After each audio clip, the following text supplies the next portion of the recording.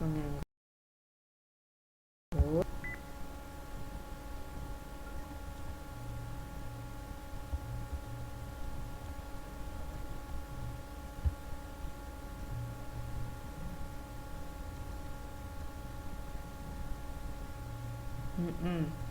Ya, iya betul Mbak Rianti, semacam itu.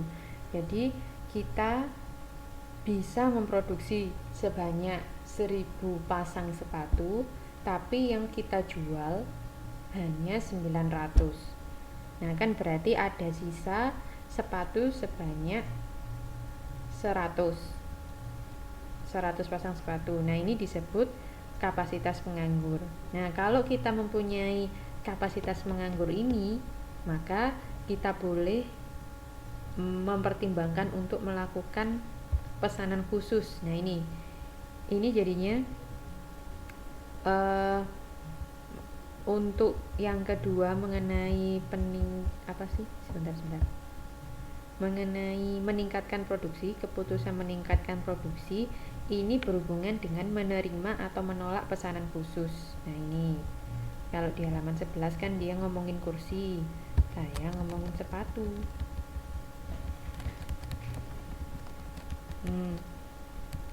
Ini informasi kursinya sebanyak ini. Kemudian dalam kita kembali ke kasus yang ada di modul saja. Jadi dia memproduksi 7.500 unit dengan kemampuan produksi normal sebanyak 10.000 unit kursi. Dia bisa memproduksi 10.000, tapi dia cuma memproduksi 7.500. Nah, dengan demikian dia bisa atau dia mempunyai kapasitas menganggur sebanyak 2.500 unit. Oke. Setelah itu, apakah terjadi penghematan jika dia atau jika perusahaan ini menerima pesanan khusus? Yang B ya. Teman-teman silakan buka halaman 12 yang B.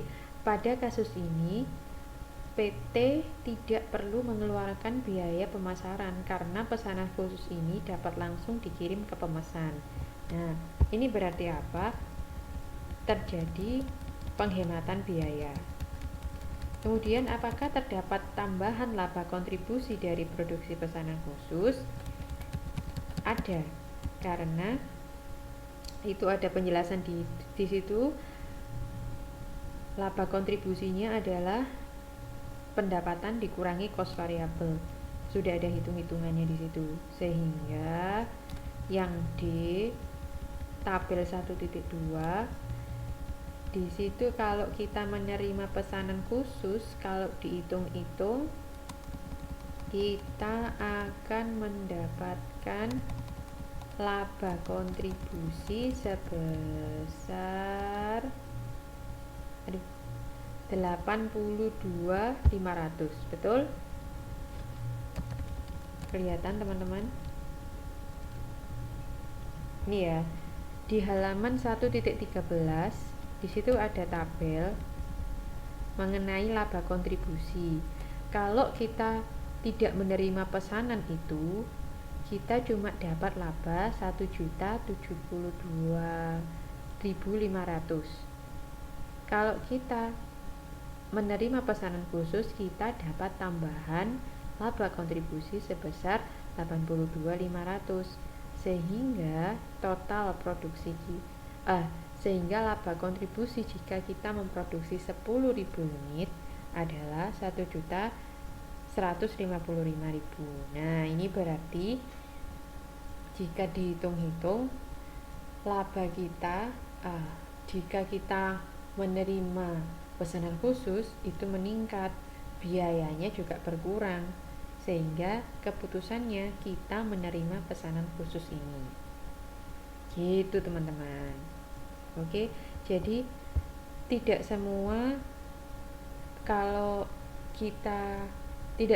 peristiwa kalau kita menjual dengan harga lebih murah itu akan merugikan kita. jika kita penjual dengan lebih murah, tapi asalkan kita punya kapasitas menganggur, kita juga dapat melakukan penghematan kos dan kita juga mendapatkan laba, maka menjual dengan harga lebih murah itu tidak masalah. Iya, betul. Pertama, cari tahu kapasitas menganggurnya.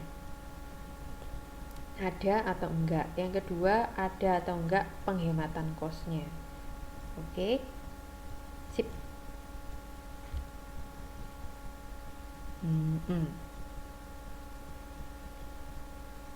Oke.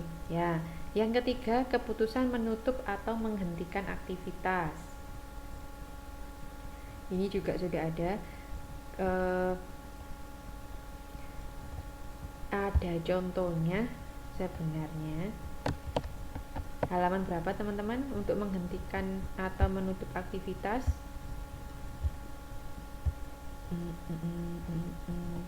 Aduh. Bentar ya, saya sambil lihat perpustakaan online-nya. Ini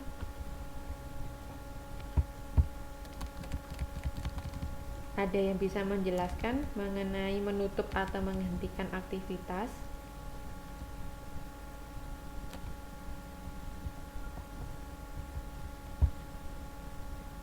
Ya. Kalau menutup atau menghentikan aktivitas, ceritanya misalnya kita memproduksi beberapa macam produk, kita perusahaan, kita memproduksi beberapa macam produk, terus ternyata salah satu produk kita, ini aktivitas, maaf. Ini ada yang jika ada faktor yang manajemen akan mempertimbangkan faktor kos dan biaya yang dapat dihindari jika kantor cabang dihentikan, pendapatan yang hilang, besaran penghematan biaya yang diperoleh, serta pengaruhnya terhadap laba rugi. Jadi bisa berupa cabang atau segmen bisnis yang baru. Mungkin bisa perusahaan ingin buka cabang lagi. Ini kan berarti keputusan untuk menambah lah, tapi ini menutup ceritanya. Misalnya cabang di daerah mana ini, misalnya ada perusahaan dia mempunyai banyak cabang, misalnya ada di Taipei, ada di Tainan, ada di Kaohsiung, seperti itu. Nah, ternyata cabang yang ada di Taipei tidak memberikan banyak keuntungan, malah rugi. Nah, oleh karena itu, bagaimana? Apakah sebaiknya ditutup saja cabangnya di Taipei? Nah, iya.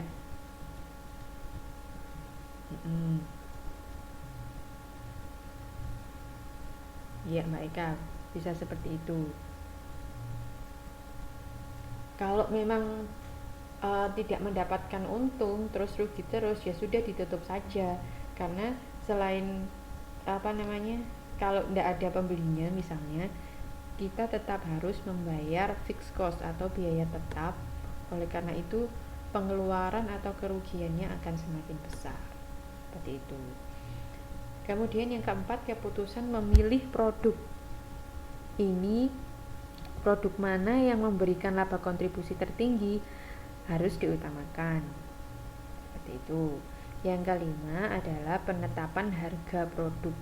Jadi nanti harganya yang pas itu yang seperti apa, akuntansi manajemen akan berperan di situ. Nanti di modul-modul selanjutnya kita akan membahas tentang harga, terus gimana caranya kita menentukan harga, seperti itu. Oke. Kemudian perkembangan terkini akuntansi manajemen. Kenapa kita butuh akuntansi manajemen? Karena ini ada alasan-alasan persaingan global, pertumbuhan industri jasa, perkembangan teknologi informasi, pabrikasi, semuanya ini menuntut organisasi atau perusahaan untuk melakukan akuntansi manajemen. Jadi memanfaatkan